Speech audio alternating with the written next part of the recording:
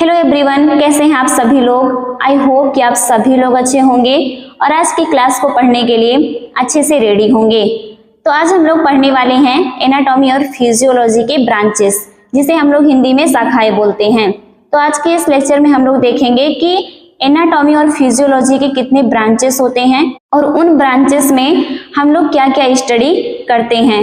तो सबसे पहले यहाँ पे मैं आप लोग को थोड़ा सा एक्सप्लेन कर देना चाहती हूँ कि एनाटॉमी और फिजियोलॉजी क्या होता है। आई होप कि आप सभी को पता होगा, लेकिन फिर भी मैं थोड़ा सा आपको बताना चाहती हूँ इसके बारे में। एनाटॉमी का मतलब होता है कि जिसमें हम लोग बॉडी के स्ट्रक्चर के बारे में पढ़ाई करते हैं। स्ट्रक्चर मतलब संरचना के बारे में। वहीं जब बात फिजियोलॉजी का करते हैं तो यानी कि जो आपका बॉडी के जो ऑर्गन्स हैं वो काम कैसे करते हैं, उसके बारे में हम स्टडी करते हैं फिजियोलॉजी के अंदर में। तो एक थोड़ा सा डिफरेंस है एनाटॉमी और फिजियोलॉजी के अंदर। एनाटॉमी में हम लोग देखते हैं कि बॉडी का स्ट्रक्चर कैसे है और फिजियोलॉजी में हम देखते हैं कि वो बॉडी का जो स्ट्रक्चर है वो काम कैसे करता है। तो ये दोनों डिफरेंसेस होते हैं एनाटॉमी और फिजियोलॉजी के अंदर में। आई होप कि आप सभी को समझ में आ गया होगा। तो चलिए बिना टाइम वेस्ट किए स्टार्ट करते हैं आज के हमारे टॉपिक को, major branches of anatomy and physiology. First हम लोग इसमें देखते हैं ब्रांचेस ऑफ एनाटॉमी। तो आप सभी को ये तो समझ में आ गया होगा कि एनाटॉमी का मतलब क्या होता है। अब इसमें हम लोग देखते हैं कि एनाटॉमी के अंदर क्या क्या ब्रांचेस आती हैं। तो फर्स्ट हम लोग इसमें देखते हैं ग्रॉस एनाटॉमी, जिसे हम लोग मैक्रोस्कोपिक एनाटॉमी भी बोलते हैं। होता क्या है, study of body structure visual to naked eye, यानी कि बॉडी के ऐसे स्ट्रक्चर जिसे हम लोग आंखों से देख सकते हैं, नग्न आंखों से देख सकते हैं, उसे बोलते हैं ग्रॉस एनाटॉमी। नेक्स्ट आता है माइक्रोस्कोपिक एनाटॉमी। माइक्रोस्कोपिक एनाटॉमी का मतलब होता है study of structure seen under a microscopic, मतलब बॉडी के ऐसे स्ट्रक्चर जिसे आप लोग आंखों से नहीं देख पाएंगे बल्कि माइक्रोस्कोप से उसकी स्टडी करेंगे, वो होता है माइक्रोस्कोपिक एनाटॉमी। नेक्स्ट है साइटोलॉजी। साइटोलॉजी का मतलब होता है स्टडी ऑफ सेल्स। अब साइटोलॉजी में हम क्या करते हैं, जो हमारे बॉडी के सेल्स होते हैं उनके बारे में स्टडी करते हैं। उसके बाद है हिस्टोलॉजी। हिस्टोलॉजी में हम लोग स्टडी ऑफ टिश्यू, हिस्टोलॉजी के अंदर हम लोग हमारे बॉडी के टिश्यूज के बारे में स्टडी करते हैं। उसके बाद नेक्स्ट है embryology. Embryology study of the development of embryo, यानी कि अब इसको थोड़ा आप लोग ध्यान से सुनिएगा कि एम्ब्रियो, आप लोग इसका नाम तो सुने ही होंगे। तो एम्ब्रियोलॉजी, अब एम्ब्रियोलॉजी होता क्या है ना कि जब बच्चा एक सेल होता है और सेल से लेकर के 8 वीक तक बच्चे में क्या विकास होता है, उसमें क्या क्या बनते हैं, क्या क्या ऑर्गन्स बनते हैं, क्या क्या विकसित होता है, ये हम लोग एम्ब्रियोलॉजी के अंदर में पढ़ते हैं। और इस टाइम पे जो मदर के यूट्रस में बेबी होता है उसे बोलते हैं एम्ब्रियो। क्या बोलेंगे? एम्ब्रियो। उसके बाद है डेवलपमेंटल एनाटॉमी। डेवलपमेंटल एनाटॉमी का मतलब होता है study of growth and development from fertilisation to adulthood, यानी कि 8 वीक के बाद में, जब बच्चा 8 वीक का हो गया है उसके बाद में बच्चे में क्या क्या विकास होगा, कैसे बच्चा बढ़ेगा, क्या क्या बच्चे में डेवलप होगा, ये हम लोग पढ़ते हैं डेवलपमेंटल एनाटॉमी के अंदर में। नेक्स्ट है regional anatomy. Study of structure in a specific body region, यानी कि रीजनल एनाटॉमी में हम लोग बॉडी के किसी एक रीजन का मतलब कि किसी एक हिस्से के बारे में स्टडी करते हैं रीजनल एनाटॉमी के अंदर। जैसे कि अगर हम लोग हार्ट के बारे में स्टडी करते हैं तो हार्ट के अंदर में क्या क्या संरचनाएं हैं, कैसे उसका स्ट्रक्चर है और कैसे वो काम कर रहे हैं, सब कुछ एक ही, मतलब कि एक ही स्पेसिफिक बॉडी के किसी एक स्पेशल स्ट्रक्चर का अध्ययन करना, वो होता है रीजनल एनाटॉमी में। यानी कि आपका जो बॉडी का कोई एक पार्ट है उसी के बारे में, एक पार्ट, एक रीजन है, उसके बारे में हम लोग स्टडी करते हैं रीजनल एनाटॉमी के अंदर। तो आई होप कि आप लोगों को ये इतना समझ में आ गया होगा। अगर किसी को कुछ डाउट है तो आप लोग पूछ सकते हैं। नेक्स्ट है सिस्टमिक एनाटॉमी।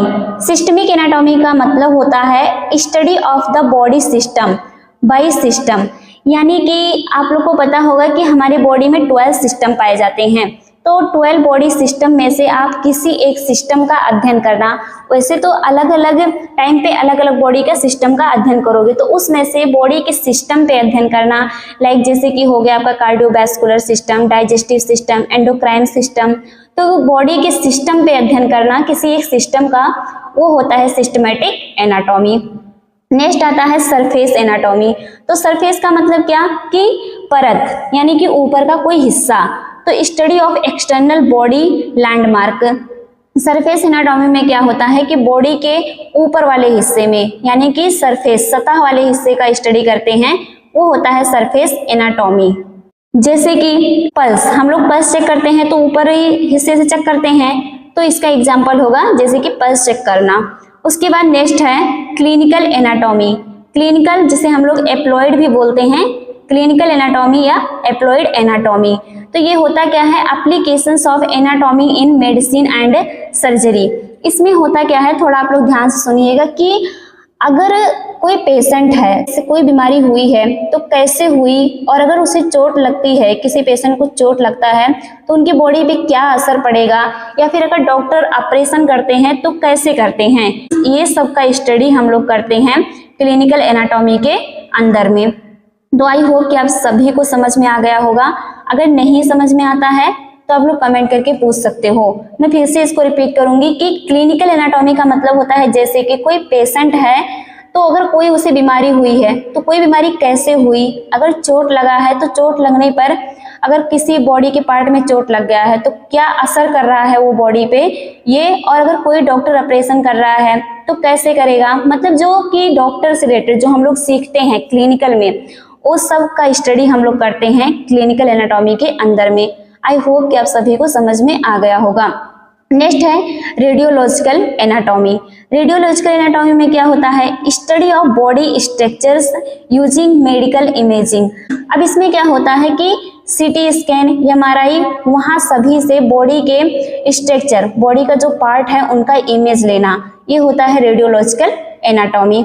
उसके बाद है पैथोलॉजिकल एनाटॉमी। पैथोलॉजिकल एनाटॉमी का मतलब होता है study of structural changes caused by disease, यानी कि अगर किसी पेशेंट को, किसी व्यक्ति को कोई बीमारी हो गई है तो उसके बॉडी के स्ट्रक्चर में क्या क्या चेंजेस होगा, ये हम लोग पैथोलॉजिकल एनाटॉमी के अंदर में पढ़ते हैं।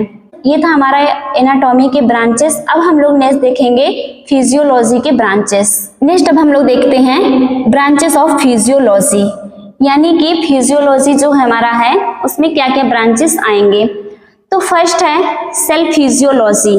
फर्स्ट है सेल फिजियोलॉजी। तो इसमें होता क्या है कि study of the function of cells, जबकि यहाँ पे फिजियोलॉजी है। जब हम लोग सेल एनाटॉमी पढ़ते हैं तो मतलब स्ट्रक्चर देखते हैं। हमने आपको पहले ही बताया कि एनाटॉमी मतलब स्ट्रक्चर होता है, और जबकि फिजियोलॉजी का मतलब फंक्शन होता है।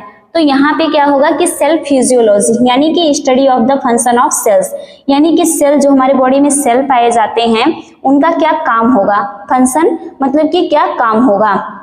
नेक्स्ट है सिस्टमैटिक फिजियोलॉजी। सिस्टमैटिक फिजियोलॉजी, इसमें होता क्या है, study of the function of organ system, यानी कि हमारे बॉडी के जो सिस्टम है उनका क्या काम होगा, ये हम लोग सिस्टमैटिक फिजियोलॉजी के अंदर में पढ़ते हैं। अब हम लोग देखते हैं न्यूरोफिजियोलॉजी। न्यूरोफिजियोलॉजी क्या होता है, study of the nervous system. तो न्यूरोफिजियोलॉजी में हम लोग जो हमारा नर्वस सिस्टम है उसके बारे में हम लोग स्टडी करते हैं। नेक्स्ट है कार्डियोवैस्कुलर फिजियोलॉजी। इसमें हम लोग देखते हैं कि study of the heart and blood vessels. इसमें क्या होता है कि हम हार्ट के बारे में स्टडी करते हैं और ब्लड वेसल्स के बारे में स्टडी करते हैं, किसमें, कार्डियोवैस्कुलर फिजियोलॉजी में। नेक्स्ट है रिस्पिरेटरी फिजियोलॉजी। इसमें हम लोग study of breathing and gas exchange. हम लोग ब्रीथिंग करते हैं तो ब्रीथिंग के बारे में स्टडी करना, और कार्बन डाइऑक्साइड और ऑक्सीजन कैसे एक्सचेंज होते हैं ये हम लोग स्टडी करते हैं रिस्पिरेटरी फिजियोलॉजी के अंदर में। तो आई होप कि आप सभी को इतना समझ में आया होगा। अगर किसी को कुछ डाउट है तो आप लोग बिल्कुल कमेंट करके पूछ सकते हैं। नेक्स्ट आता है हमारा रीनल फिजियोलॉजी। रीनल फिजियोलॉजी मतलब स्टडी ऑफ किडनी फंक्शन, यानी कि जो हमारा बॉडी में किडनी पाया जाता है उनका क्या कार्य होता है किडनीज का, ये हम लोग पढ़ते हैं रीनल फिजियोलॉजी के अंदर में। नेक्स्ट आता है एंडोक्राइन फिजियोलॉजी, यानी कि study of hormone and endocrine gland.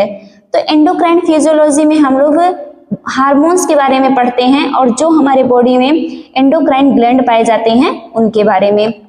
Next है रिप्रोडक्टिव फिजियोलॉजी, इसके अंदर में हम लोग देखते हैं study of the function of the reproductive system, यानी कि जो हमारा रिप्रोडक्टिव सिस्टम है उसके बारे में हम लोग रिप्रोडक्टिव फिजियोलॉजी के अंदर में पढ़ते हैं। काम कैसे करता है, जो हमारा रिप्रोडक्टिव सिस्टम है वो काम कैसे करता है वो हम लोग फिजियोलॉजी के अंदर पढ़ेंगे।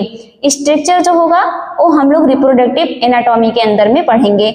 नेक्स्ट है एक्सरसाइज फिजियोलॉजी। एक्सरसाइज फिजियोलॉजी इसमें होता क्या है, study of how the body responds to physical activity, यानी कि जब आप लोग एक्सरसाइज करते हैं तो आपकी बॉडी में क्या रिस्पॉन्स होती है, क्या चेंजेस होते हैं, ये हम लोग एक्सरसाइज फिजियोलॉजी के अंदर में पढ़ते हैं।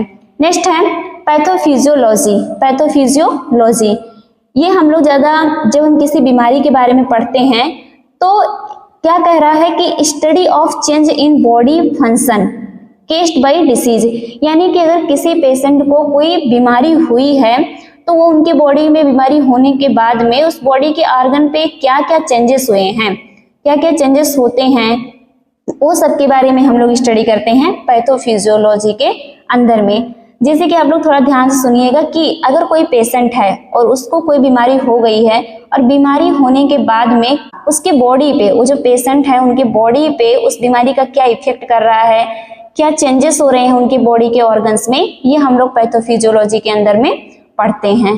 तो आई होप कि आप सभी को यहाँ तक का क्लास समझ में आया होगा। अगर किसी को कुछ डाउट है कहीं पर तो आप लोग कमेंट करके जरूर पूछ सकते हैं, और नेक्स्ट आप कौन सा टॉपिक पढ़ना चाहते हैं कमेंट करके जरूर बताइएगा। मिलते हैं नेक्स्ट वीडियो में, तब तक के लिए कीप लर्निंग कीप इम्प्रूविंग।